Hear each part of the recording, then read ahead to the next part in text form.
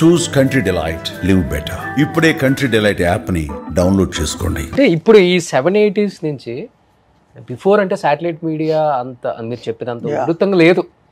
ఒక రకంగా చెప్పాలంటే డబుల్ డిజిట్కే పరిమితమైన ఛానల్సే ఉన్నాయి.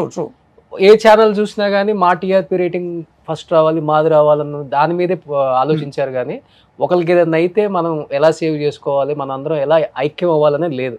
ఎప్పుడైతే ఈ 780s నుంచి డిజిటల్ మీడియా ఎంత ఉధృతంగా వచ్చిందో శాటిలైట్ మీడియాని కూడా శాసించే విధంగా వచ్చిందని చెప్పుకోవచ్చు. ఈరోజు ఒక న్యూస్ ఎప్పుడన్నా ఫస్ట్ చూడాలంటే ఇవాళ రేపు అందరూ కూడా అంటే పరిణామక్రమం అలా అయిపోయి పరిణామక్రమంలో మీడియా మారుతుంది. ఫస్ట్ ఓన్లీ ప్రింట్ ఉండేది, ఓన్లీ రేడియో ఉండేది, తర్వాత టీవీ వచ్చింది, టీవీ తర్వాత ఇప్పుడు డిజిటల్ మీడియా వచ్చింది. ఒకప్పుడు జర్నలిస్టులు, ట్రైన్డ్ జర్నలిస్టులు దీనికి సంబంధించి ఉండేది. ఇప్పుడు ప్రతి ఒక్కరు జర్నలిస్ట్ అయ్యారు. సో ప్రతి ఒక్కళ్ళు డిజిటల్ మీడియా చేతిలోకి వచ్చేసరికి వాళ్ళ ఒపీనియన్ వాళ్ళు చెప్తున్నారు. మీకు మీడియాకు సంబంధించి ప్రత్యేక చట్టాలు ఏం ఉంటాయి, కానీ ప్రత్యేక హక్కులు మీడియా స్వతంత్రం ఎలా వచ్చిందంటే freedom of expression and speech. So article 19(1)A రాజ్యాంగం ప్రజలకు కల్పించిన భావ ప్రకటన స్వేచ్ఛ, అదే మీడియాకి బేస్. సో ప్రజల హక్కే అది, ఎవరిది వాళ్ళు చేసుకుంటున్నారు. ఇంకా విస్తృతం అవుతుంది. ఇంత ఉధృతంగా వచ్చినప్పుడు సార్, ఇప్పుడు మీరు చెప్పినట్టు ఈ థ్రెటనింగ్ కాల్స్ ఇవన్నీ మీడియాకి లేదు ఇప్పుడు అసలు. ఒక రకంగా చెప్పాలంటే ఇప్పుడు చాలా తక్కువ. అంటే ఇప్పుడు చంపేస్తున్నారు చాలా. మీరు ఎదుర్కొన్నాయి అనేది అసలు మనం ఒకసారి ఆలోచించింది కూడా ఆలోచించలేదు. మిమ్మల్ని కొట్టిన సందర్భాలు ఉన్నాయి, చాలా ఉన్నాయి. దేశద్రోహం కేసులు కూడా ఉన్నాయి. మీ మీద ఎన్ని కేసులు ఉన్నాయి, ఎంతమంది భయపెట్టారు చంపేస్తామని, నరాలు కోసారు. అంటే మనం ఎంచుకున్న మార్గం అలాంటిది కదా రోషన్ గారు. అసలు ఇంటికి వెళ్తామా లేదా అన్నట్టుగానే వెళ్తారు. ఇంట్లో వాళ్ళు కూడా ప్రిపేర్డ్, ఒక పర్టికులర్ టైం షో అయిన తర్వాత వీడు ఇన్ని గంటలకు వచ్చి తలుపు కొడతాడు.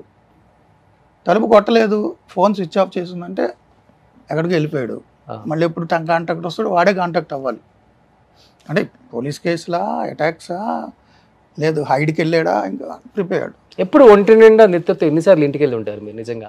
ఇంటికి కానీ హాస్పిటల్కి కానీ ఒక 5-6 సార్లు. 5-6 సార్లు. ఇంకా లేడర్ అయిపోయాడు మన మూర్తి అనుకున్నాయి. 2-3 సందర్భాలు ఉన్నాయి.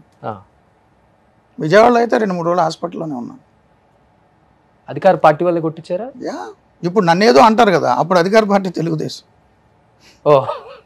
తెలుగుదేశం అధికారంలో నన్ను అంటారు కదా తెలుగుదేశం ఫేవర్ అని. ఎందుకంటే నా స్టాండ్ ఏంటంటే రోషన్ గారు, డే 1 నుంచి నేను జర్నలిజాన్ని ఒక ఉద్యోగంగానో వృత్తిగానో చూడలే. Service through journalism. సో దేశానికి అన్నం పెట్టే రైతు ఎంత ముఖ్యమో, దేశాన్ని కాపాడే సైనికుడు ఎంత ముఖ్యమో, అంతర్గతంగా దేశానికి సమాచారం ఇచ్చి ప్రజలు తమ ఎన్నుకున్న ప్రభుత్వంలో ఏం జరుగుతుంది అనేది ఎలక్టరేట్కి మ్యాండేట్ వాళ్ళు తీసుకుంటారు డెసిషన్, బట్ ఎలక్టరేట్కి ఉన్న విషయాన్ని ఎక్స్ప్లెయిన్ చేయాల్సిన బాధ్యత జర్నలిస్ట్ అని నా ఉద్దేశం. సో ప్రభుత్వాలు తాము చేసిన ప్రతి చిన్న పని నుంచి పెద్ద పని వరకు వాళ్ళు ప్రచారం చేసుకోవడానికి వాళ్ళకు ప్రత్యేక యంత్రాంగం ఉంటుంది. అధికార పార్టీకి గ్రామ వార్డు మెంబర్ నుంచి, సర్పంచ్ నుంచి, ఎంపీటీసీ నుంచి, జడ్పీటీసీల నుంచి, జిల్లా పరిషత్ చైర్మన్ నుంచి, ఎంపీపీల నుంచి, ఎమ్మెల్యేలు, ఎమ్మెల్సీలు, మంత్రులు, ముఖ్యమంత్రి వరకు, దేశంలో అయితే ప్రధాని వరకు, పంచాయతీ వార్డు మెంబర్ నుంచి పార్లమెంటులో ప్రధాని వరకు, లేదా రాష్ట్రంలో అయితే ముఖ్యమంత్రి వరకు, ఆంధ్ర అయినా, తెలంగాణ అయినా, గుజరాత్ అయినా, అంతవరకు వాళ్ళకి ఒక యంత్రాంగం ఉంటుంది, పార్టీ యంత్రాంగం. వాళ్ళకి కొన్ని లక్షల కోట్ల మంది మెంబర్షిప్ ఉంటుంది. వాళ్ళకి సెపరేట్ సోషల్ మీడియా వింగ్స్ ఉన్నాయి. వాళ్ళు చిన్న పని చేసినా కానీ మంచిగా ప్రొజెక్ట్ చేసుకోవడానికి వాళ్ళకి అధికార యంత్రాంగం ఉంది.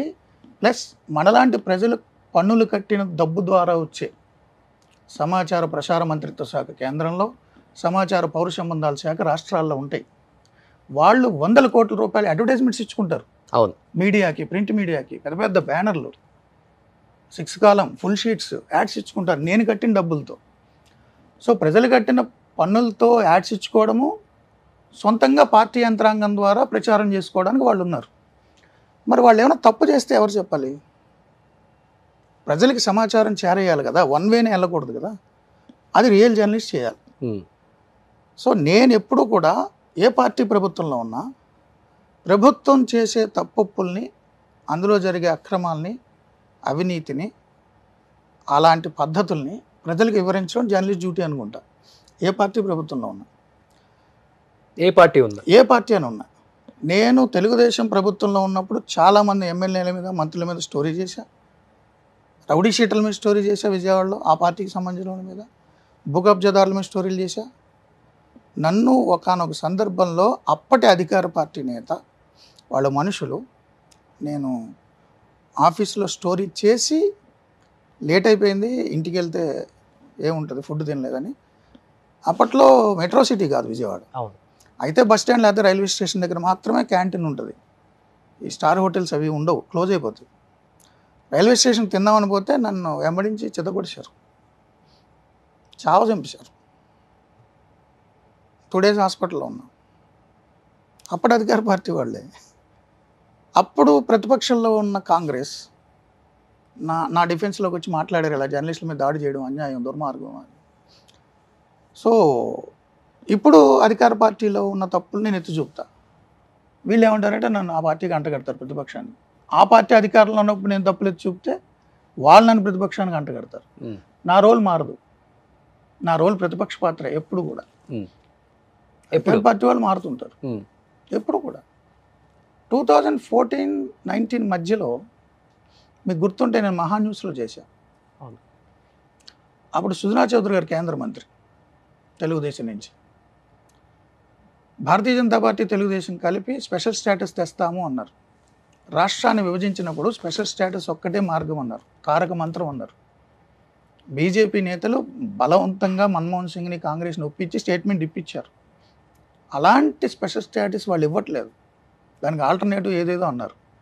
నేను రోజు ఆ ఛానల్లో కూర్చుని టీడీపీ బీజేపీ మోసం చేసింది రాష్ట్ర ప్రజల్ని, తెస్తాన స్టేటస్ ఎందుకు తేలేదు, ఎందుకు కాంప్రమైజ్ అవుతున్నారు, మీలో మీరు అభిప్రాయాలు మార్చుకుంటారా, ప్రజలను మోసం చేస్తారా, మీరు కేంద్ర మంత్రి పదవులు పట్టుకుని ఎందుకు వేళ్లాడుతున్నారు, ఎందుకు రిజైన్ చేయట్లేదు అని నేను మహాన్యూస్లో కూర్చుని సుజనా చౌదరి గారిని క్వశ్చన్ చేశాను.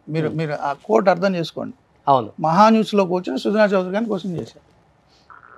ఎవరిది మహాన్యూస్ అప్పట్లో అనుకునేవారు. నేను 13 జిల్లాలు తిరిగి బీజేపీ తెలుగుదేశాన్ని నిలదీశా. నా మీటింగ్స్కి విజయసాయి రెడ్డి గారు లాంటి వాళ్ళు వచ్చి నన్ను అప్రిషియేట్ చేసేవారు. విజయనగరంలో నా మీద అటాక్ జరిగింది, నా కారు మీద, టీడీపీ బీజేపీ వాళ్ళు. అప్పుడు వైసీపీ మనిషి నన్ను టీడీపీ వాళ్ళు అన్నారు నన్ను. ఇప్పుడు టీడీపీ మనిషిని వైసీపీ వాళ్ళు అంటారు. వైసీపీ వాళ్ళే కాదు, వైసీపీని అభిమానించే ఎవరైనా క్యాడర్ కానీ కార్యకర్తలు కానీ ప్రతి ఒక్కరు కూడా పూర్తిగా అంటే టీడీపీని ముద్రేసేశారు. సరే, అప్పుడు నన్ను వైసీపీ అని వాళ్ళు ముద్రేశారు, టీడీపీ వాళ్ళు. నా మీటింగ్స్కి విజయసాయి రెడ్డి గారు వచ్చేవారు కదా, నేను డిబేట్ పెడితే తిరుపతిలో వచ్చారు. స్పెషల్ స్టేటస్ కోసం మూర్తి కష్టపడుతున్నాడు. సహజం, నేను పార్టీలను పట్టించుకోను, ట్యాక్స్ కూడా పట్టించుకోను. సుమన్ టీవీలో మీ పర్సనల్ అండ్ బిజినెస్ ప్రమోషన్స్ కోసం కింది నెంబర్కి కాంటాక్ట్ చేయండి.